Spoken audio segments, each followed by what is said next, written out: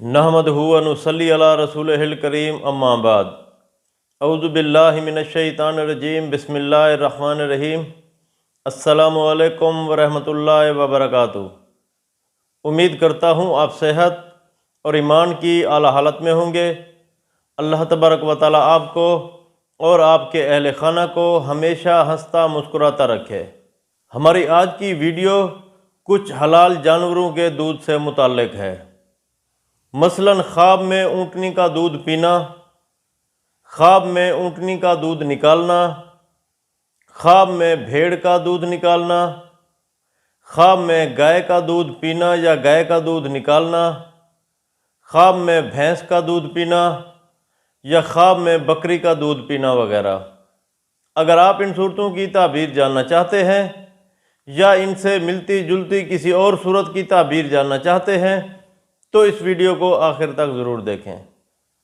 اور اگر آپ نے ابھی تک ہمارے یوٹیوب چینل خواب کی حقیقت کو سبسکرائب نہیں کیا تو پہلے سبسکرائب کر لیں تاکہ ہماری اگلی آنے والی ویڈیو آپ تک پہنچ سکے۔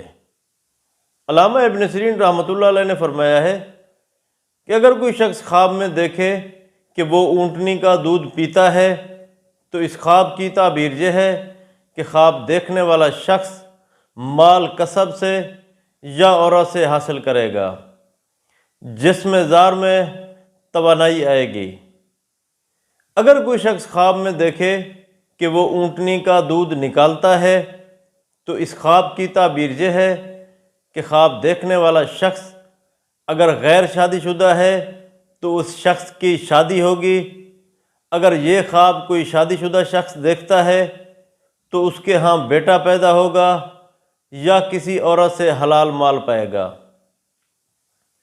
اگر کوئی شخص خواب میں دیکھے کہ وہ بھیڑ کا دودھ نکالتا ہے تو اس خواب کی تعبیر یہ ہے کہ خواب دیکھنے والا شخص کسی عورت سے مال حاصل کرے گا۔